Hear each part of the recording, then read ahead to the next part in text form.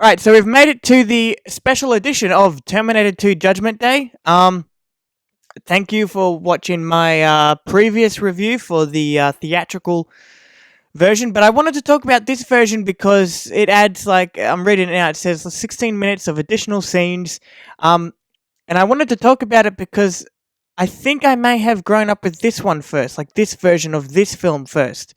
Um, and I like it so much because as I've grown up, I've started to really appreciate the additional scenes because it really adds a lot more to the story. It adds a lot more character depth, and it, in my opinion, makes the film better, which is saying something because the theatrical release was revolutionary for film and cinema. So, I don't know, I just personally prefer this version of the film. Anyway, I'm going to get straight into this and I'm going to comment on it as I watch it. So first additional scene that I just came across was the scene where Sarah gets pills forced down her throat. Not much that I have to comment on, but there's the first additional scene. There is a really good scene with Sarah Connor that takes place after that scene I just mentioned, where she dreams that Kyle Reese came back, and it leads out from her cell, I guess you could say, to the park, which then becomes her dream sequence of seeing everyone die from a nuclear explosion. I really like that scene because it adds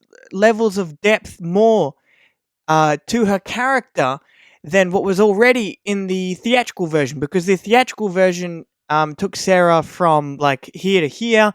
It added so much to her character, added a lot more to this character than what the first one ever did. But this scene in particular goes even further into her psyche, adds more to her motivation, what's going on in her head. I don't know, I just really like it. It reveals a lot more about Sarah Connor than we saw in the theatrical version. You know, I said I prefer this version over the theatrical version, but every good thing has its flaws, and this good thing has a few scenes or shots that just aren't necessary, like that one scene just that I just saw where after the T-1000 crashes the truck under the bridge and it explodes, you see him walk out, right? That is in the theatrical version. But then there's another scene after that where it just shows him standing over the wreckage with all the firemen and everyone tending to the situation and him just getting into a police car. We didn't really need that. There is one great scene that takes place shortly after that scene that I just mentioned, and it entails the T-1000 killing John's dog, because in the theatrical version, the Terminator, the T-800, tests whether or not to see if the people on the phone are his actual foster parents or the T-1000. Obviously, we find out that it is the T-1000, but the test was based off of the dog's name, of which the T-1000 failed that test. So it was interesting. I don't know, I kind of just like seeing that scene where the T-1000 goes out and is annoyed at the fact that the dog was the very thing, which is why he failed that test or whatever, and he goes and kills the dog. Because if you want to make a villain more villainous, you kill a dog. Alright, so in the theatrical version, there's a scene where they take refuge in a garage, right? And at the end of that scene, it's brought up that the Terminator, this Terminator, can learn, he can evolve, right? That's in the theatrical version. But in this special edition, it's said that it's a switch, actually. A switch that Skynet turns on or off, Skynet has turned off to keep its mission parameters, right? But if it's possible, they can turn it on, off, I don't know. But they can change the switch so that it allows the Terminator, to learn and evolve. Now, that could go either way. I don't really care whether it's a switch or not, or whether he just learns automatically or not.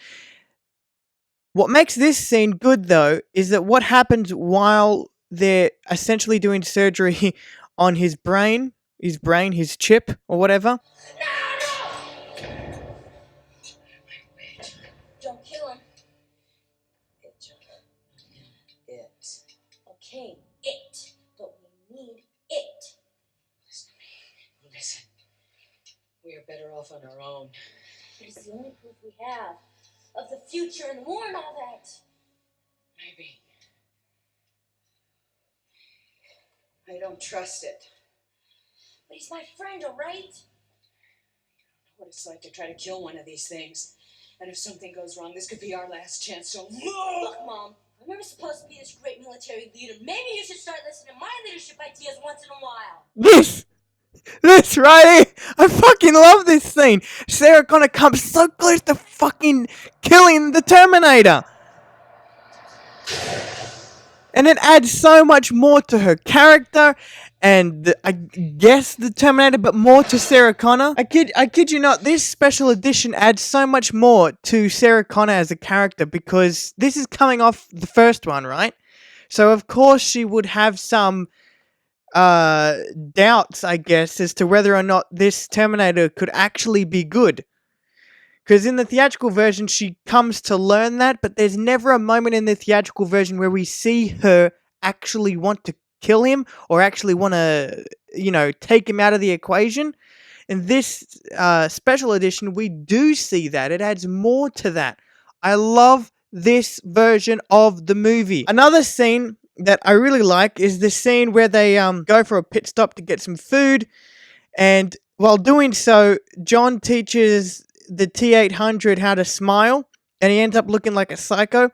But it adds more to what happens later in the movie, where he just starts smiling for no reason. In the theatrical version, he just started smiling, and it seemed like such a plot hole. It's like, how could a T-800 smile, right? Because it's a robot, right? But now we know that he can learn and evolve.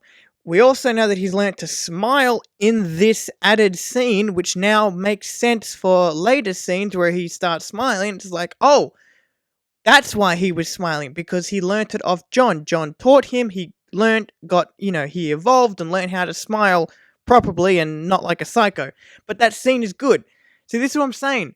This version of the film adds so much that the theatrical version just, missed out. I don't even know why they didn't put this stuff in there. Oh, and we've come across yet another scene. I don't know if this scene is necessary, but it is interesting seeing Miles Dyson just working on, Skynet essentially as, an everyday thing. He's so chill about it. He has no idea what he's building.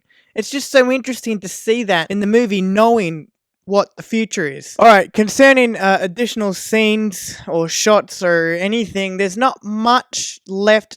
Pretty much, I've given you the bulk of my opinion on the special edition. It is, again, I keep saying it, but it is the best one in my personal opinion. I just get more fulfillment out of it because it goes more in detail into the characters, into the story and whatnot.